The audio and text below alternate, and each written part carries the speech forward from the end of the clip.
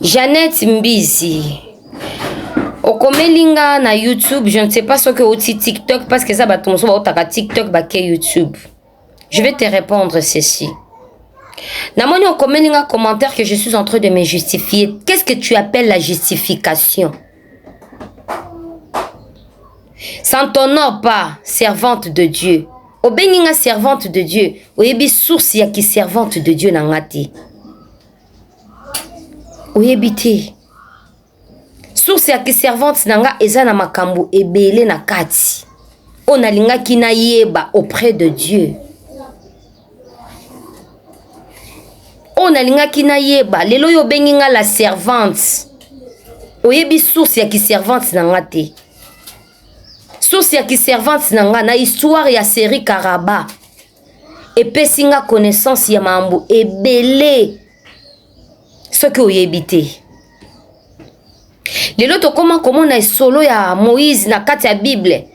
Prophète nyonso pasteur nyonso obimisela ngo misisa na chair pour édifier des enfants de Dieu.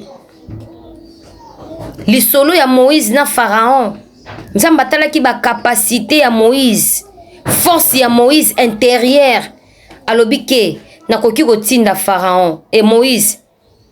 Et pas Pharaon pour à libérer peuple Israël. Biso sototanga ka c'est pas facile. Biso sototanga ka c'est pas facile. Le comment histoire. C'est la même chose avec toi, avec tout le monde qui m'écrit. L'histoire à 2020, ce n'est pas 2020. Et ça histoire est bandit depuis 2014 pour ton information. Boyaka ko commenter makambo bo maîtriser te. Na réseaux sociaux lorsque boolanda ba histoire, il faut demander au Saint-Esprit de vous donner la sagesse et l'intelligence de comprendre babiloko o pe ba témoignage boolanda na ba vidéo. Il faut osala mayele. Ngana landara na banda olanda maître Avatar. Na landa ba série na ye. Avatar azane bien te. Oui. Mais na ba makambo belé Avatar expliqua na benda quelque chose. Dieu a regardé le serpent, oui, serpent azamabe. Mais azwa kaka imprudence ya serpent. Azwa kaka imprudence ya serpent. C'est pour cela ceux qui m'outoyent na histoire na réseaux sociaux, conseil gratuit à tout le monde. Senga kanzambe sozolanda likambu, linga oyeba. Tozo mona li solo ya David na Goliath. Tangu David a uti zamba aye na ville. Akuti kop. Atuni Saul. Aiza kop nini? Kop eza wa soko ko isi batuana yozi couronne komi mukonzi. Okomo soki pe bino koto yo. David atali abinga na osala kop ango. C'était combat ya royauté. Alors nga pe na obunda bitumba ya kokuisa loi ya limitation na réclamation familiale ya bakoko batika. Eza ridicule te.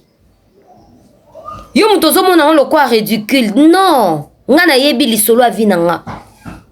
Et pendant que Moïse a tchaki Nzamba tchaki Moïse en face ya Pharaon. Nzamba banda olobela Moïse. Si aujourd'hui tu m'appelles la servante, si aujourd'hui na le kakai papa Ivipan, na sali émission, na zo simba dossier mari de nu femme de nu bauta kawa pese pasarande nini, ezaka pona série Karaba oyo. Nde meminga na connaissance yoana. Pona koluka Nzambe pourquoi? Soki na za deuxième bureau kitoko. Soki na deuxième bureau chiza o vi kitoko. Mobala osombelo na voiture. Akokipe yo, aopeso mbongo. Wana nde omona batu mosusu aya bwaka na TikTok, fi ya lokolo pepele. Parce que fléchir na loi, il faut zala kaka deuxième bureau. Oza na droite, ya oza la première bureau. Lelo naza na ba mateya ya ba mama. Nazio onka na série Karaba oyo ozomona que c'est ridicule, ça m'honore pas. Nazio onka na série oyo, la curiosité auprès de Dieu, kotu na nzambe pona nini. Nzamba ebisinga lokola Moïse nenga benga ke na montagne 40 jours 40 nuits, alobi fanda awa, nazo enseigner yo. ale nzamba bandi otangisanga nayebi esprit oyo ebalukaka na vie ya bana nayebi que puberté ce n'est pas un esprit et ce n'est pas puberté eza te que mwana oyo eza âge ya puberté nayebi que puberté eza esprit géant oyo aopéraka na vie ya bana na ba âge de pointe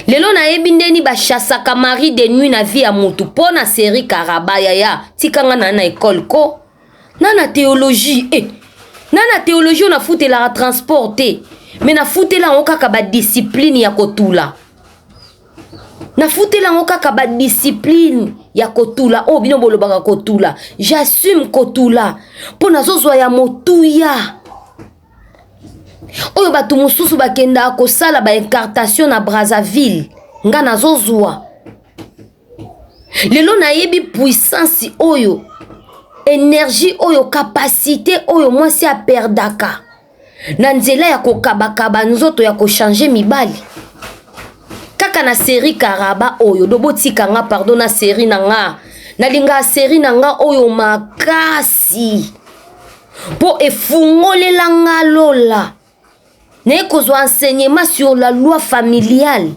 ya bakoko nga mona koko na nga kote ya bo papa akufa Angelani na kopo ya bitumba oyo me asi akufa na mona papa na nga asi akufa na bitumba oyo bazo expliquer nga sur des prisons yo ke kopekisa nga o satonor pa na kozwa kaka passage ya connaissance mo na salela ngo séminaire et puis na sali plein puis batu babiki kana kopo oyo ya Karaba isiko zolo ba que ça m'honore pas c'est là où il y a ma couronne c'est là où il y a ma couronne ma sœur tika bino batu bozo ya o bozo finga botika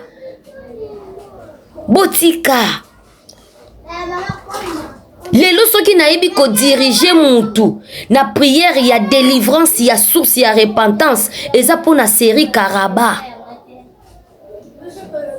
na kati ya kolandela koyeba identification ya Karaba oui na ye komona ke a sirène ya serpent na ye komona source ya revenu na mokili bafungole linga na ye komona ba opportunité libote epesaka na banguna na profondeur na ye ko comprendre partie ya sorcellerie ya sang kaka na série Karaba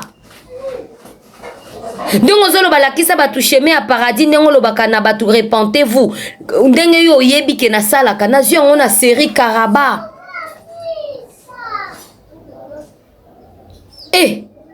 yaya eza bilo mosusu boyaka koconseiller batu te soki lelo naza na bamama mikolo ya ba 60 ans naza na bapapa mikolo ya ba 65 ans nazo diriger na prière nazo pese source ya malheur nazo isa sala bo elongola bo eza pona série Karaba yo yebisanga kasi amenor pa isika na lielaka isika lo le foute la kanga enzamba zo memanga procédure ya kolakisanga ndenge nini ba liberaka ba prisonnier na se ya mai parce que papa bana nanga za na kati ya prison ya se ya mai na mona kiyenga moko nzambazo akoti singa théologie gratuit mais ce que j'ai payé c'est la discipline et la vie de la sanctification toi tu me dis que ça m'honore pas tikako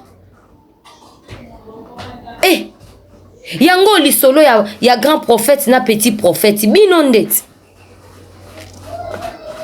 Je sais les combats, je suis en train d'achever. Nayebi bitumba nanga. Nayebi ndenge zokende pi nayebi ndeni nzamba solo la kananga. Eloko asoni awa ezate connaissance nyonso nga na bimisa. Source ya malheur nayebi ya vie ya batu. Consultation de ba prophète babenga consultation prophétique nayebi yango na série oyo. Kolinga koyeba pona nini kaka ngai fona zala mokila nazwa mobali nanga moko babotoli ngai fona yeba vi nanga ezokende wapi nayeba naza nani na mokili oyo nga na ko vivre malheur aboete nde memi ngai na dimension oyo yaya tika